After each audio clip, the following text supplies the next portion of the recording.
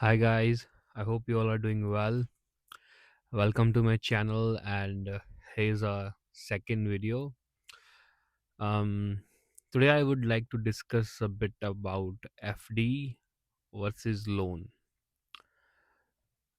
This is mostly a case based scenario. It's not a financial recommendation that you should do one particular thing just because I've told you to do so. Everybody's situation is different, everybody's mentality is different, everybody's style is different. So just see it as an idea to learn and gain knowledge. Do not get influenced.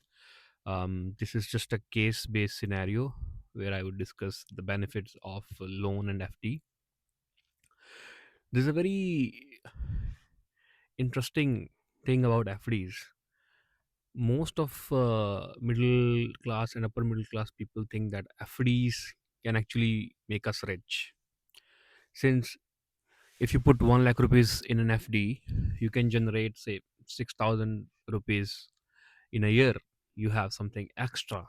However, in loan, if you take a loan for 1 lakh rupees, you'll end up paying back 1 lakh 9,000 because interest on loan is way more, and if it's personal loan you might have to pay back 1 lakh 20,000, 1 lakh 18,000, depending on where you got it and what your terms were. However, I would like to present a case where I think loan can make you richer than FD. So it's a very interesting case, and I would like to go with some numbers.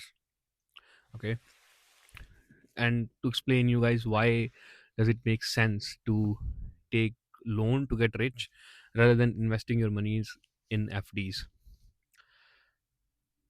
So I've taken a hypothetical example where I'm assuming that some guy who is 27-year-old or some person who is 28, 30, early in their career, switching jobs, working in corporate or anywhere, any sort of job, side gig or business, have some gas sitting, and somebody might just have, for example, say 2 3 lakh rupees. Let's, for just for the sake of this video, let's say 27-year-old guy has saving of 3 lakh rupees. Now one thing he can do is just go to bank, put it in an FD at 6%, 6.5%, 5.5%, depending on the bank, or he can go as high as 7%. This is what most people do with their money. And if he do that, let's say for example he take an FD for 10 years, 5 years, 3 years, and he keep investing money back into the same FDs, and he do that for 16 years, and I'm assuming the best rate of interest, I'm assuming 7%. So after 16 years his total payment will be 8 lakh 86,000 rupees. Now that's not bad, but what if I tell you he could earn 4 times than this? Because all he made here was around three, like what, 5 lakh rupees, around that. But if the same guy would have taken a loan, for example, let's take a hypothetical example that most of us live in 1 story or 2 story house, right? um, let's say he use a little bit of his brain. He keeps his 3 lakh rupees in cash or in saving account. I'm not even calculating interest on saving account. He's just 3 4% just coming in, and I'm assuming it has zero return. Okay, and what he do is he go to bank, he take a loan of 18 lakh rupees. But he won't have to pay 18%, 20%, 25% interest, because he didn't went to a lala.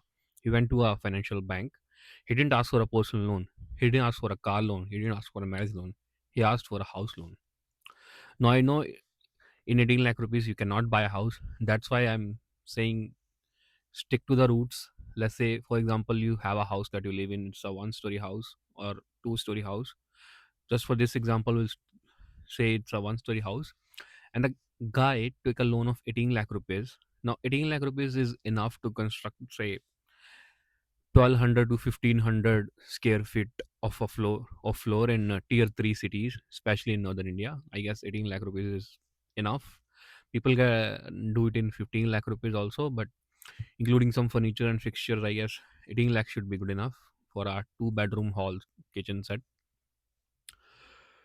Now, with this money, he has to repay EMIs, right? He doesn't have to pay 18 lakh rupees plus interest on day one. He has to do EMIs, and I'm assuming that he took this loan for 16 years. That's what most loan agents at SBI and other banks will push you to buy. And I think 16 years is an optimum point. You don't want to overburden yourself with a 10-year loan, and neither do you want to extend it to 25 years and you see that there is no difference in EMI. So let's take 16 years in this case. Now, if you look at the EMI, it's around 17,000 something. It's 17,721. For all these calculations, I will attach an Excel sheet and the beginning of this video. Just take a screenshot to refer to it, and I'll check and see if I can add such screenshot in the video in my future videos. But for now, just trust me in the EMIs, and I'll do share the screenshot so as to ensure that all calculations are correct. The EMI is 17,721 rupees per month.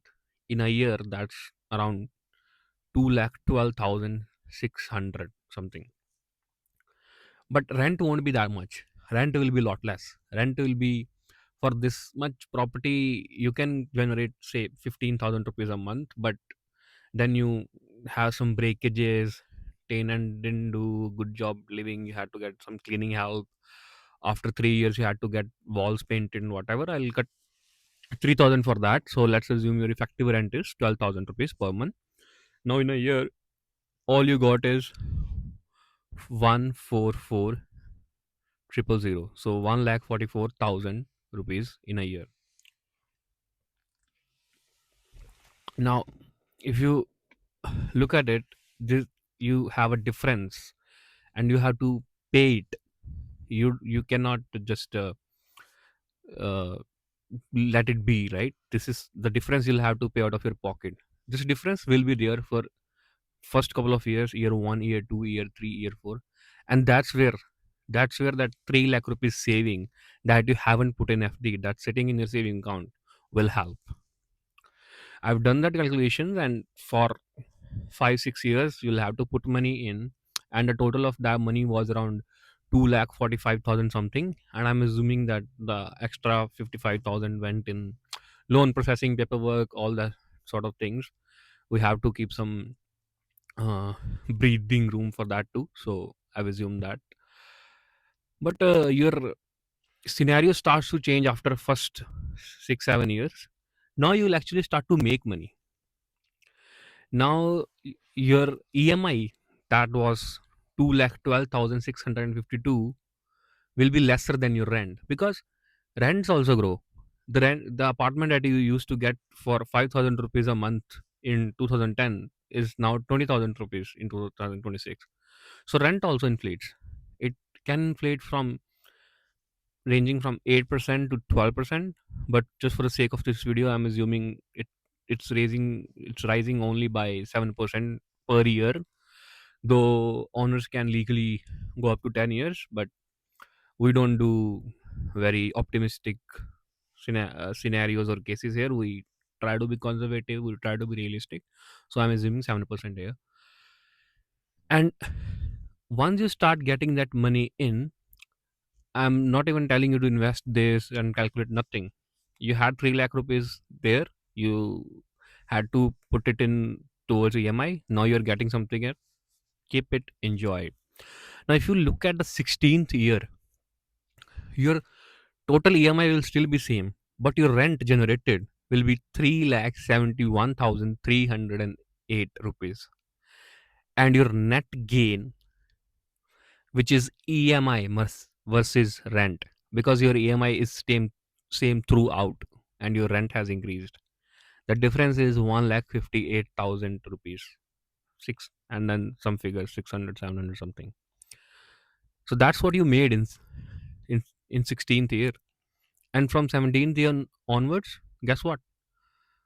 A floor that was worth 18 lakh rupees is yours for free. And if you actually look at the net difference on all 16 years versus what you had to put from your pocket and versus what you got from the difference, the net difference will also be something around 4.5 lakh rupees. That's what you'll make out of it.